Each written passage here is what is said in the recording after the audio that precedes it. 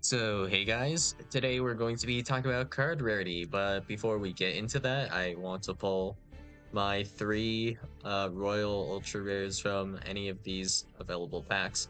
And looking at the ones you would want, I think, well, I don't know, the ones I want would be the Crusadia one. The Dark Magician one's not the great. Shooting Majestic and Cosmic Blaze are that those guys are actually kind of usable, so that'd be nice.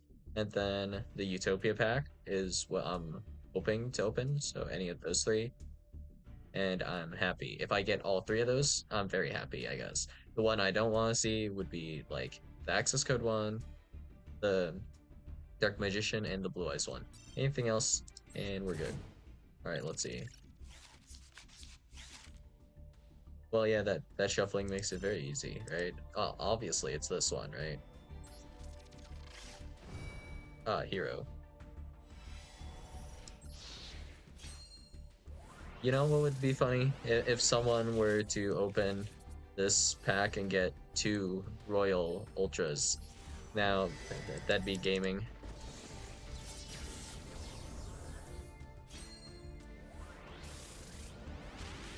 And what did we get?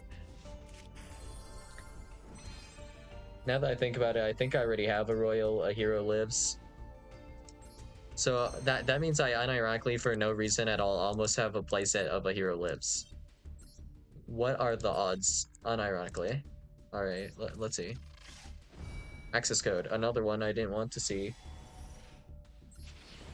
I already have a Nat Royal access code, so does that mean I should dust my OG access code if I get a second access code? What else is in this pack anyways? I don't remember. I guess Signet Mining is in this. Cyber's Clock Dragon. At least it's not a dupe. I guess we'll take it. Okay. I mean, I'll never summon that, but it's fine. Okay. Somewhere in the middle now, I guess. Hopefully I at least get a crack at something. Well, this is at least not that bad. Let me think. What cards do we have in this pack? Well, there's obviously Astrograph. That's an Ultra. And then there's some, like, Odd Eyes cards. But Vortex is literally like a rare card, so I can't think of a good card in here. I guess there's the rank 4 that might be in here. Or was it in the other pack? The rank 4 might not be in this pack, honestly. Oh, Odd Eyes Arc Ray Dragon. I guess that's fine. Getting a boss monster is about the most you can hope for. Real quick though, before we get into, well, before we get down to business here. New Royals. What do we got here? And wait, did I already have? Oh, I have a playset of this now. Okay. So let's check the Royals I got from last time. Wait, did I not get a Hero Lifts? Oh, never mind. It was Stratos. I'm pretty sure, right? We have Royal Stratos, don't we, or something? I remember getting something from that pack, I think. Huh. What did I get, actually, then? Da, da, da. No, wait, it was a Royal Tuning. Oh. I mean, it's about the same, honestly. Same vibes. As the hero lives. I think, right? Yeah. We have Royal Tuning. Royal Galaxy Eyes, Full Armor, Photon Dragon. Hot Red Dragon, Archfiend, Abyss. Then we move on to the next anniversary. It seems like it would be around here. We got Royal Baron Untopia, Royal Harpies Featherstorm, and then Arc Rebellion Xyz Dragon, I guess, which is okay. And then for this one, we got these three. Not the best. And then we also get the Altar Neos, I guess, which is cool. But yeah, anyways. Today we're going to be talking about card rarity and how there are some decks that just are very expensive to make. So if we look at, for example, well, let's do, I guess, Snake Eye. all of your key cards are going to be higher rarity, right? So if we just put in Flambridge and auto build, I think it will build Snake Eye. And it should put in at least the key cards, right? So this deck, if we take out the staples, we'll just go ahead and do that real quick. How expensive is this deck? Well, right now, I guess it's not as bad as on release because a lot of the cards are limited, and that is actually what's doing it. So before, we were at 3 Poplar, and also Snake Eye Ash was at 3, and Original Sinful Spoils is fine here. Bonfire got semied later, I believe. So few more staples to take out. I think I wouldn't count this as a staple because it's kind of engine. This Rhoda serves no purpose, so we'll just take that out. Droplet, also called by Imperm. Okay. And then you also had 3 copies of Wanted Seeker Sinful Spoils. So how much ultra rare engine do we have here? 1, 2, 3. Here. 4, 5, 6, 7, 8, 9, 10, 11, 12. 13, 14, 15. So 15. So that's nearly half the deck, unironically. And you can actually run more copies of Original Sinful Spoils. And if we put in the 2 additional copies, that puts us at 17. 17 Ultras.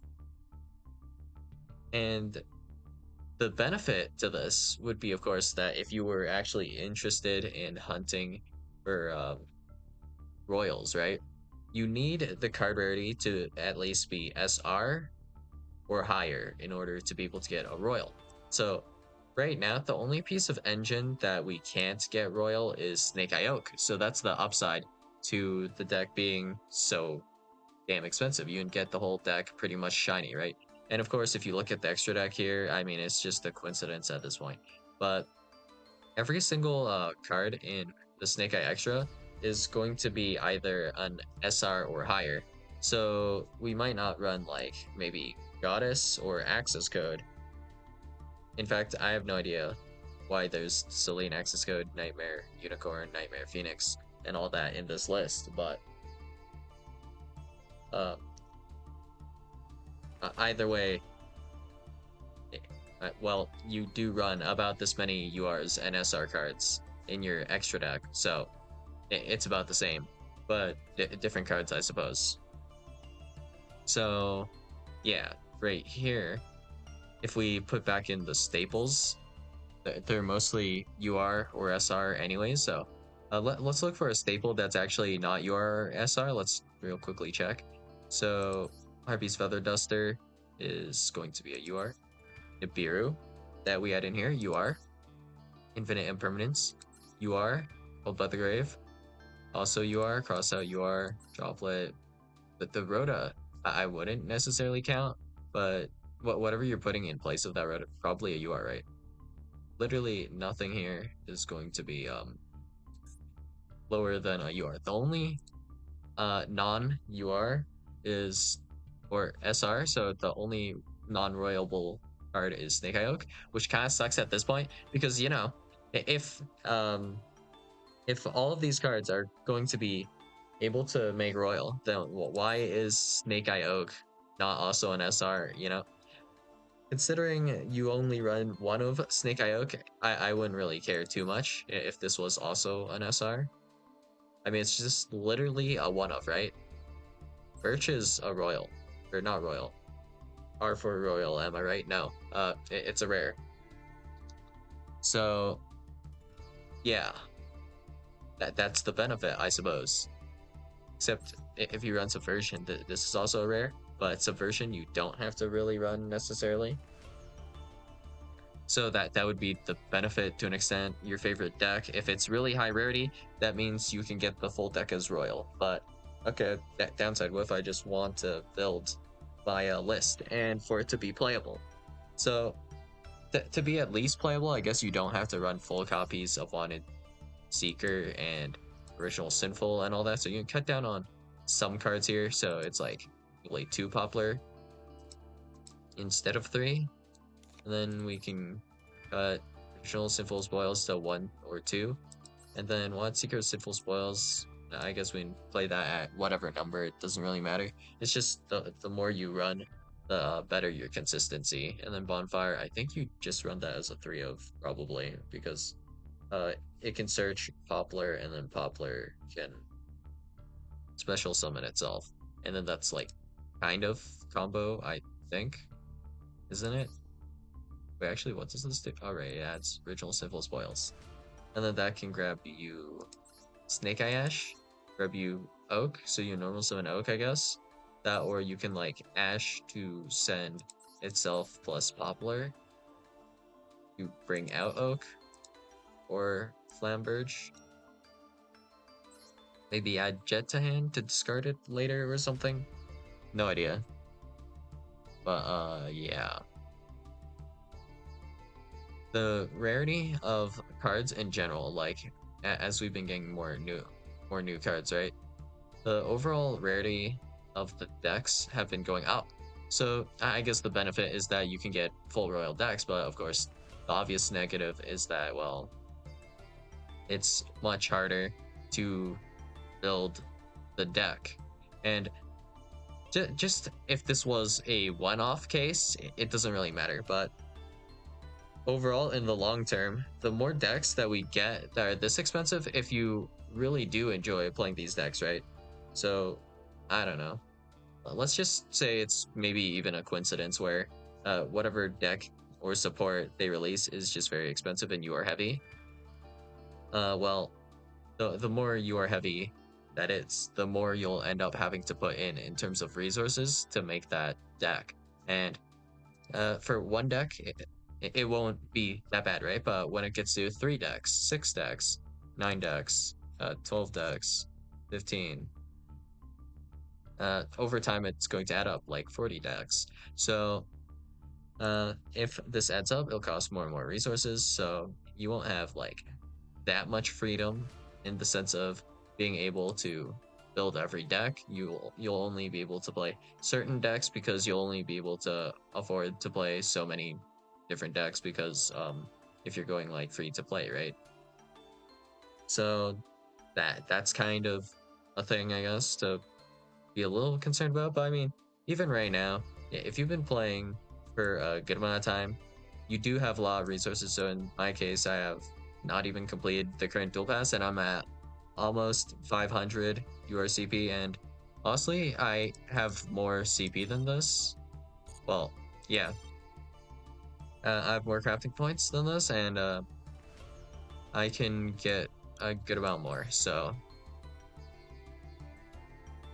if I dismantle, for example, my Hayates, my Helixes, my Kagares, whatever, I have more crafting points to just craft whatever. I don't even know if I really need like 3 copies of Mirror Jade. Oh, okay. So we can decraft this Lubellion, also have a playset. We can just mess around with a lot of this. I have a lot of cards that I can actually just dismantle and craft like a straight up new deck almost, but do I even have enough to actually craft? Well, I don't think, like, even if we disregard this, right?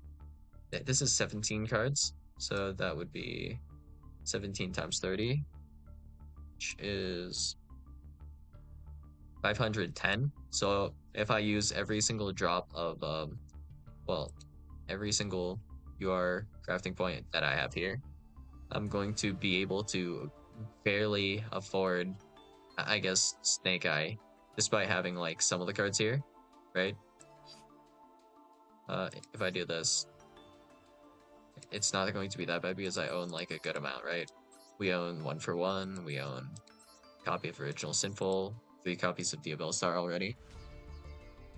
So yeah, absolutely brutal. So in terms of crafting points, how much does this take?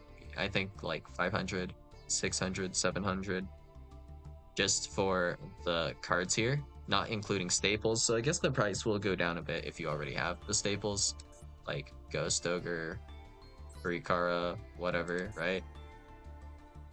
And of course, this extra deck's actually pretty expensive as well.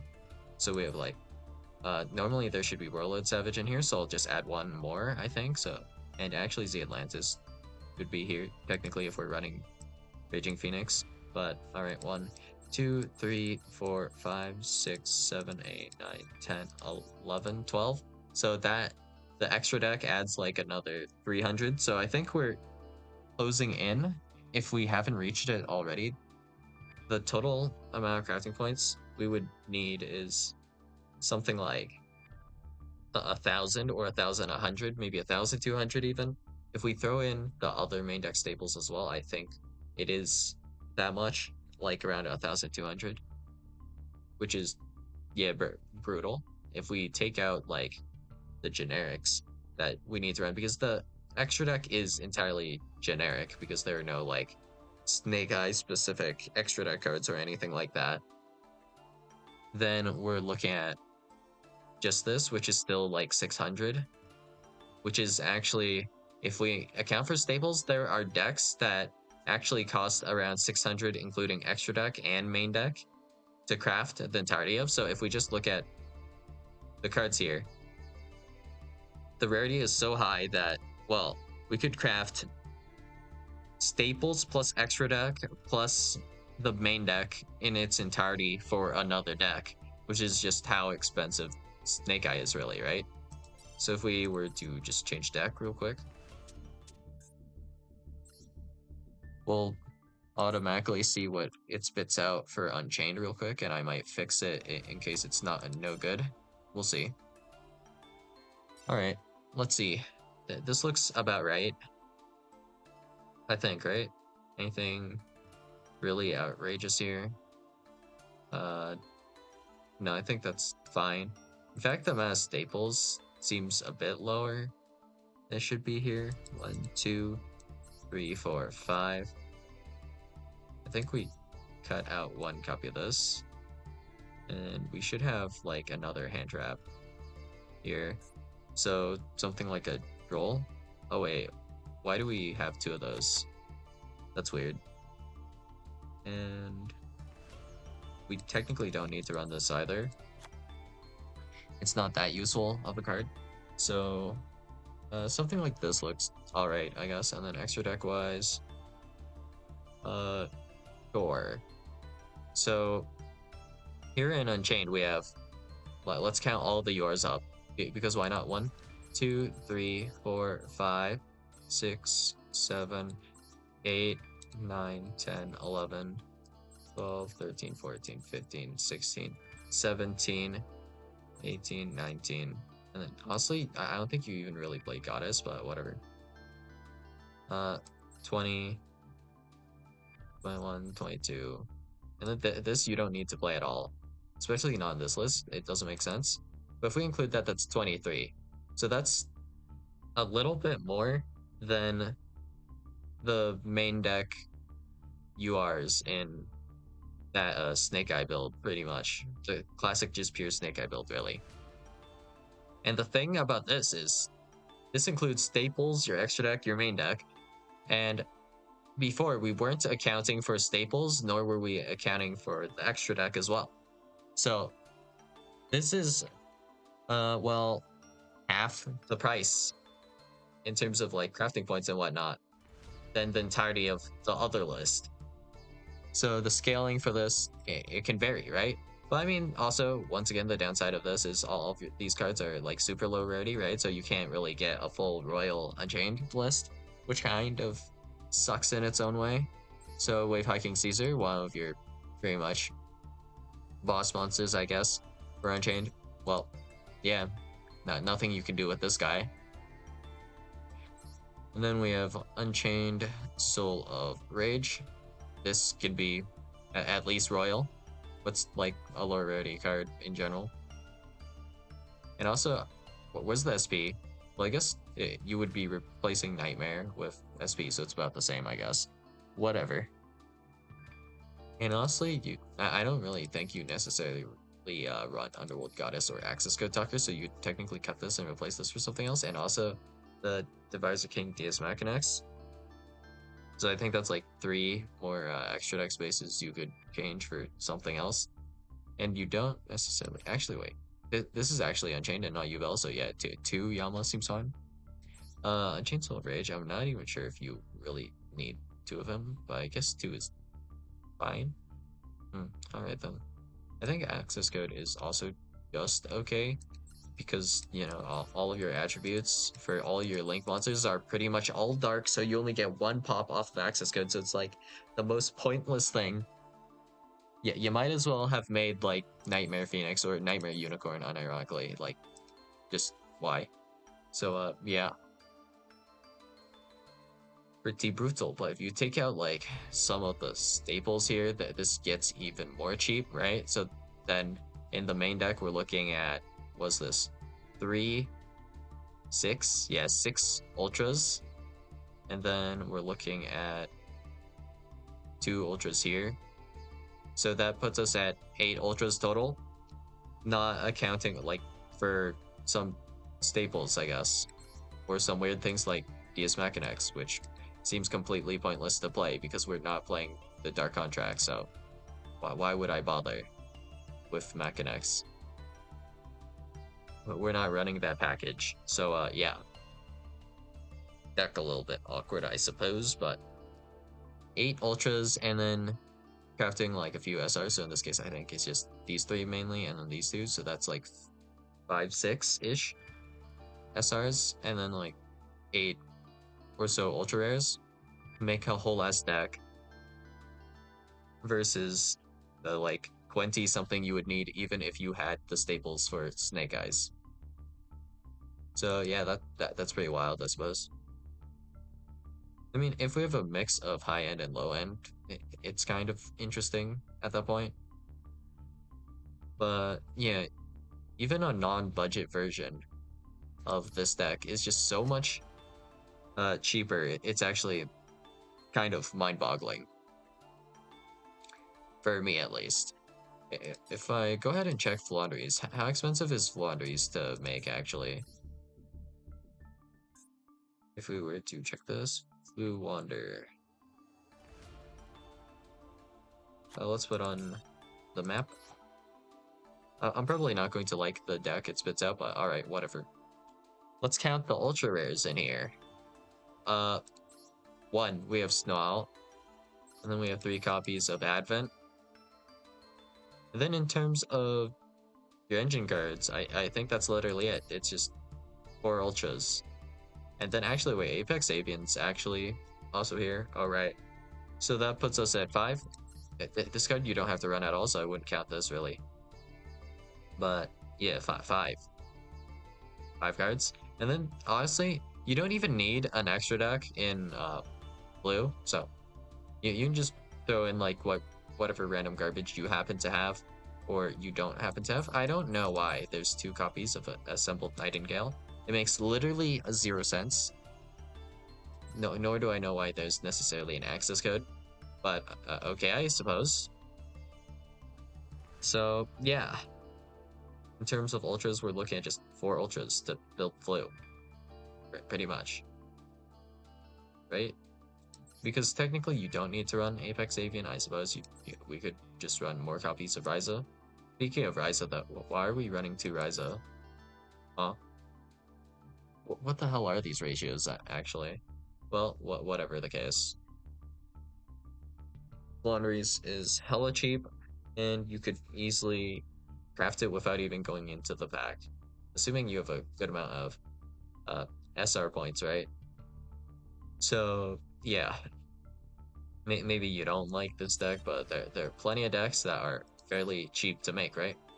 The main issue is if you're kind of a little bit, maybe, I don't know, maybe if you get gaslit into thinking, oh, this deck is like the best and you need to play one of these like top decks that are very expensive in order to compete, maybe that it'll be extra rough for you then. If you build like 2 of those decks, you could have built literally, I think, because of how expensive they are, if you built 3 decks about as expensive as Snake Eye, you would unironically have been able to build 6 or more decks from other archetypes that are a bit cheaper. So I could play, like, for example, blue, DDD, Unchained, Mech Knight. I could play Magispector, I think. And what other deck?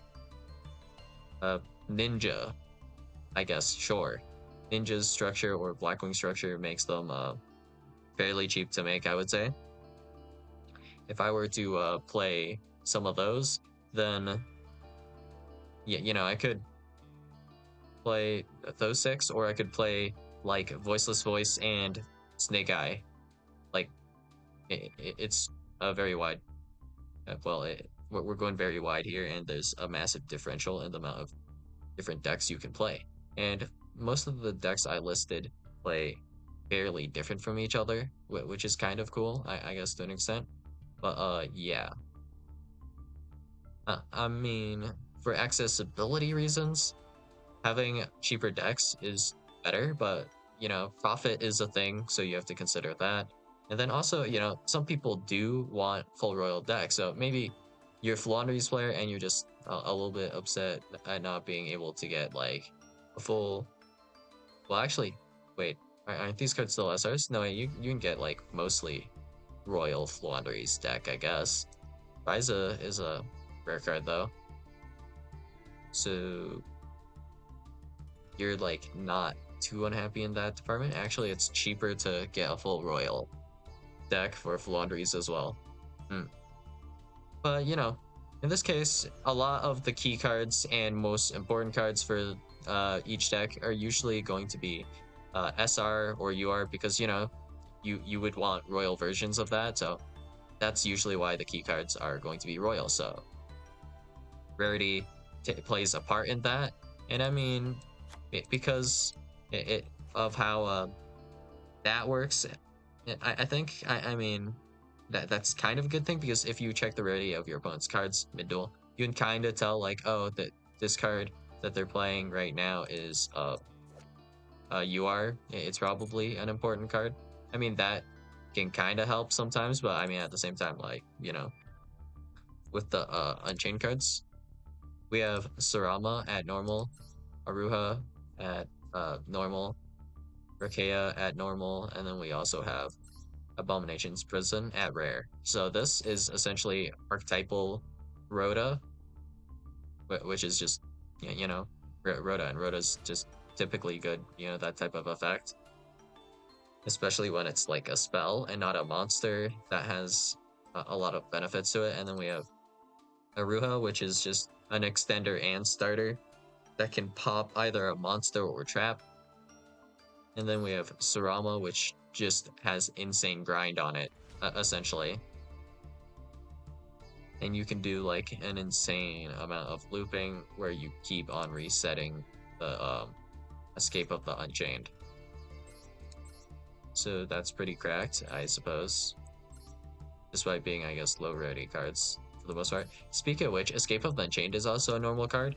And this is a quick effect pop, more or less. So we'll call this DP at home, I suppose. Which is, just even more interruption. And also at low rarity. So, yeah, I mean, just rarity does not like determine anything. I don't think. Well, I mean, there is an influence, I suppose, to certain cards and the rarities, but there are also some like really dumb cards that are really useless. Like, what was the name of this? It's like something Tamer. No, it's not Tamer. It's Buddy, I think, right? Yeah, we have Ika the Flame Buddy at SR. Ika, what effect do you have? If this card is normal special zone, you can target one face-up monster card and either play a spell in trap zone, special summon it to your field. You can target one other face-up monster you control. Equip that face-up monster to this card. As an equip spell that gives a 500 attack. Wait a second. Let me bookmark this card. Oh, I'm at my bookmark limit. Why do I have Cerberil here bookmarked? I don't remember. But I usually have a reason for bookmarking these cards. No idea. What's this about? If a face-up spell trap is on the field, you can special summon this card from your hand. Contribute one winged beast monster, then target one face-up spell trap on the field. Return that face-up card to the hand, but for the rest of this turn, you cannot activate cards or the effects of cards with the same name that card had once it returned to the hand. This is a quick effect if all monsters you control are winged beast monsters. Oh, I remember what this is for. This is for playing around Secret Village. Because if your opponent had Secret Village, you can technically use Laughing Puffin effect to return like Secret Village, right? Yeah, I think that's why I have that bookmarked. I mean, it's like interesting for back removal, and this also works for skill drain. And it's a dark monster, which like works kind of well in my dark Griffer list, I think. Yeah, that's a cool tech card, I guess.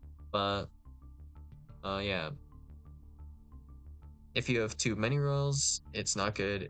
Or I mean, too many high rarity cards, it's not good because you can't get.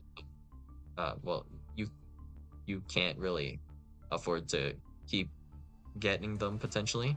But then it also locks out certain players from being able to test out decks because if I build this deck, I might not be able to also build this other deck.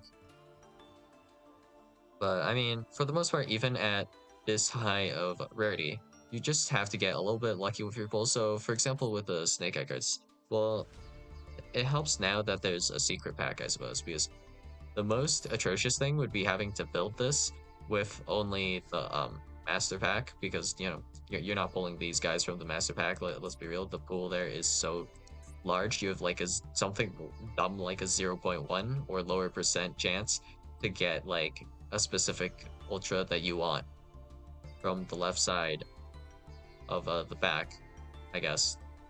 Even if we were to double that the odds by hard pulling from master packs, yeah, that's going to be like 0.2 or something. So not great. We'll put it that way. If we go to simple Serpent Stare, we'll discard the changes to move.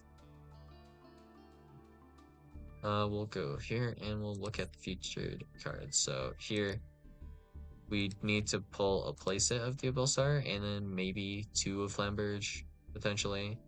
1 of Poplar, one of these. There is no Bonfire here, no display, but you can just craft the 2 of Bonfire. It's not that bad. So that's going to be 1 copy of Original Sinful, 1 copy of Wanted now. 3 copies of Deal Star, so that's well, if we're looking at minimal, right? That's like 4, 5, 6. You might want this or not. It doesn't really matter. 7. So that's like just 7 cards here, and you can reasonably pull this in maybe like somewhere between 3,000 to 5,000 gems will pull you most of this, and you only have 3 of Ulzar cards that are ultra here, so not that bad now since they've like limited Poplar. I guess that improved it by a little bit. Also Wanted as well. Otherwise, we're looking at 9 and 11 cards. So that's like almost double the amount of ultras that you need. So yeah, that's what I got for you guys today. And I don't really have that much of an opinion on this, as long as the prices don't get like completely outrageous, right? Because a lot of the decks we're getting now are actually not that expensive necessarily. So if we go to, well, let's wait for this to load. All right, loading is struggling. Well, okay. If we go to the selection here, let's go to newly added cards.